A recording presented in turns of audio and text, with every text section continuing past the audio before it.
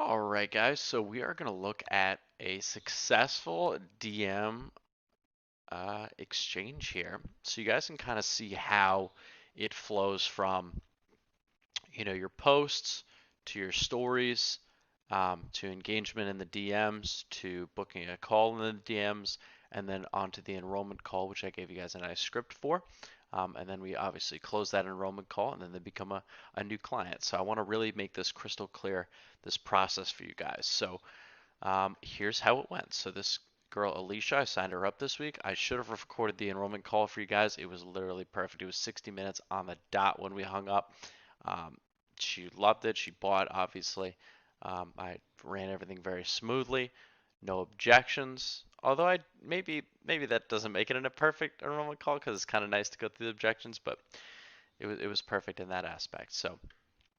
So obviously a success here. So let's go from the beginning. So this girl follows me September something, right? Early September, right?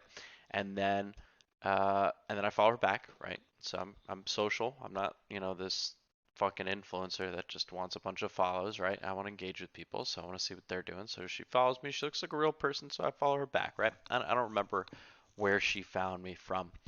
Um, I should probably find that out. That would be good to get some background details on that. But anyway, so she follows me, I follow her back. September 16th, and then I react to her story, something I liked. Usually, dogs or food will get me to react to your story, or lifting, of course. So good. Yep, it was definitely food. Okay, so it's tough on the desktop version of Instagram because you can't actually see what it was. Something to my story, I think it was just some like thing I said, like um, and then I reacted to their story, probably food again, reacted again, replied to her story. Um, I think that was about Monster. And then she's like, I think Fiesta's 9 out of 10 for me. I haven't found my 10 out of 10. And then she reacts to my story. I have Monsters, of course. So what's your favorite flavor from Monster? So now we're getting some rapport. We're just, stupid conversation, right? But I think it's cool because I love this stuff. So I had an Ultra Paradise today, definitely a 9 out of 10. It is, by the way, maybe a 9.5. Some of the flavors are really bad. Sunrise, yeah, most of them are terrible, but there's a couple amazing ones. Sunrise is decent too. It's alright. White, green, or red are my go-tos. Red, I'll have to find that one. Def underrated. I agree. Red or watermelon, and then I'm like, damn, awesome. I'll have to try it. Haven't seen either one. Have to find them now. Let me know if you do. And then she reacts to my story, something I said. Monster again. I found the watermelon. How was it? 9.75 out of 10. Incredible. It was really good. Where'd you find it? And then I forgot to respond. Reacted to my story. It was probably a dog or food. Oh, that's the watermelon. And so good. Found it at a gas station. Got lucky. Good to know it's out there. Wow, looks awesome. Enjoy. This is me on vacation.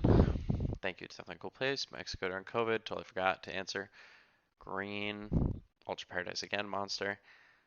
It's a good one. Finally found a watermelon. Today's tomorrow's treat. So we're just really talking a lot about just bullshitting about Monster for some reason, but it just goes to show how just being social and just engaging with people is just so productive. Because I mean, I don't know this girl, and we're just talking about Monster over a month. This is literally a month that since we've been engaging here, just back and forth randomly. Um, I'm excited. I'll keep you posted. And then here's where the magic happens because she's looking at all, and here's the background. She's looking at every single of my stories, every single of my stories every day. So, I'm always, and you guys should do this too. I'm always looking at who's watching my stories, who's watching my stories, who engages all the way. When I post 30 stories in a day, who's scrolling all the way to the end, who's looking at and engaging all the time. Those are really key. Um, and ideally, you're showcasing your personality in your stories. You're, reposting your clients, and then, your posts, which are less important, but your posts are showcasing your expertise, and the same thing with your stories. So, it may seem like it's just this conversation, but there's a lot of background. She's been watching me, coach my clients and, say things I believe in and share dumb, funny shit that makes me laugh and just obviously being a real person, but also being a real expert. So now she feels comfortable enough and sees me as an expert enough because she's not going to ask some random person. Out of curiosity, does bar position low or high make for difference for squat PRs? Now, this is such a good specific question that allows me to showcase my expertise. So I'm like, that's a good question because it is. I mean, that's so specific. It's not a dumb question at all.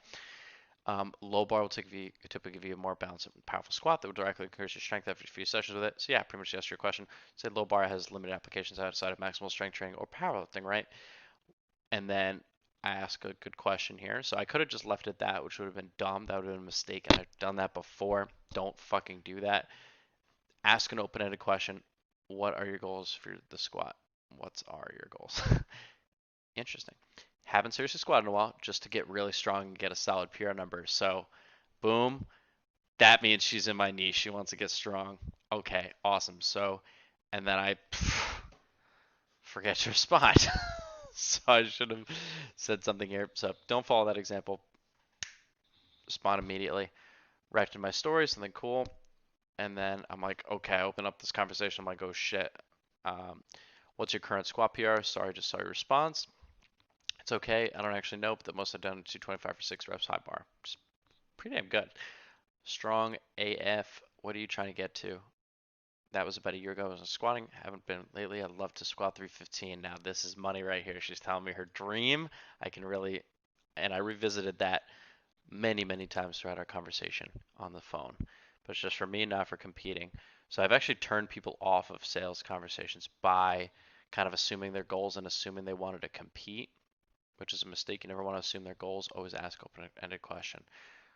Because I've asked about like competitions and stuff like that, not open-ended, just assuming they wanted to do it, and that kind of turns some people off. So um, I'm happy I avoided that. So that's awesome. Definitely a huge goal. And then now we want to find out some other goals, right? So what are some other goals besides the 3-bait squat? Just be strong. Serious lifting a few years ago. Deadlifts are awful, so plenty of room to improve there. So she's just telling me more things she needs to work on, and these are all things that I talked about on the phone. Love that. Strength is what I do. So I like having some sort of statement in this mix, in this sort of conversation. You guys will have this type of this type of conversation will come up in almost all of these DMs that are going to lead to a call. So in this kind of goal conversation, right? So we're going to want to get to this question after we have enough rapport and after, there's some sort of opening for this kind of discussion. You're going to want to look for some sort of opening. You don't want to just snipe them with the what are your goals out of nowhere. Um, but this is kind of how we're going to open that conversation with the intent to book that call. So once we're asking this type of question, what are your goals, whatever, then we are starting the takeoff sequence to booking the call. So love that. Strength is what I do, and then part of what I like to do here is somewhere after we talk about that is just affirm that like I'm the guy, like I'm ready for this. Would you like help getting there is really cool. You can phrase this many different ways, but I was just like, I'm just going to say this verbatim. Would you like help getting there? Right? Because some people don't fucking want help. They just want to talk about it. Or they want to try to do it themselves or whatever. And they may not be ready to book that call just yet. But doesn't, if you get this far, usually you're going to get a yes. And if not, you'll be able to take another shot later. I've worked with a bodybuilding coach in the past and I've had success with her. Now that's awesome. So she immediately goes into her background and working with another coach, which immediately qualifies her to work with another coach. Recently took a break. Love to hear it. What does your programming look like? Awesome. Cool. So definitely don't want to tell her what your programming looks like. You want to really just expand more and ask more questions. So that was cool. How was the experience? Why did you pause? So how was that experience? Very open-ended question, so she can talk all about it. I cover everything, all delivered through my custom app. Very strength-focused, of course. I feel like I did that pretty well. It was a great experience. Getting burnt out, lack some flexibility, some of which I understand, some of which I didn't. So I'm quite flexible and do not have a rigid approach whatsoever. So I was like, fantastic. This is a chance for me to blow her mind a little bit because I'm going to customize everything for her. So she took a very bodybuilding approach, and that was my end goal. Well, about to change that. Definitely makes sense. One of my strengths as a coach is flexibility, building everything from the ground up for the client, meeting the client where they're at, and aiming for their specific goals. So I'm directly kind of countering that. And then here's your magic words. If I set aside some time tomorrow, would you be up for a chat on the phone? We've got enough detail, and she's obviously interested.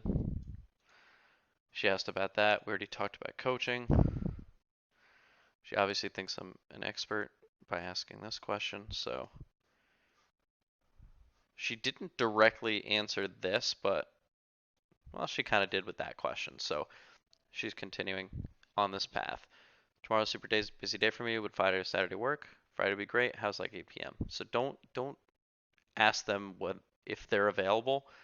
Go for more so when and you can give one or I would say two specific times would be ideal. So like I would say how's like I make myself available in the evening, so I would have probably have liked to said like 6 or 8 p.m. something like that. So give two choices. Dearly, I'm flying to Boise for a class meet that day. Sure, that works. If it's too much trouble, next week is fine too. That works great. Looking forward to it. And then I send her the application. Here's my application to fill out in the meantime. And then all set. And then we actually had the call, spoke over text, and then we were good to go. And then she's sending me her form videos for onboarding after she paid and signed up. So that I would say is a successful DM script. So go ahead and watch this video as many times as you need, break it down, and see where you can start to kind of lead the conversation down to this point. And then obviously this point where she's already bought, which is ideal. So just to go over the flow again, so new follower from posts or personal connections or gym connections or whatever. Got to find out the background to this. Now I'm curious. And then, engagement through stories. I'm telling you guys, stories are where all the action is. So we're both looking at each other's stories, responding. Now we're having like a legit conversation about just random shit. And then eventually the lead has, planted some seeds, and then eventually the lead has sprouted. And then kind of cultivating the lead, and then pick the ripe fruit, right? So, not aggressive at all, not cold DMing, very authentic. None of this conversation I ever intended to coach her. Around here I did. I'm like, oh, maybe this is a shot. But very authentic sales, and it felt very good, and she loved it. Loved the process. Very happy client so far. So this is definitely something to emulate, guys. So hopefully you found this informative. Let me know if you do. Let me know anything you took away from it, and I'm excited for you guys to apply it in your own sales conversations. You're gonna have a lot of these conversations.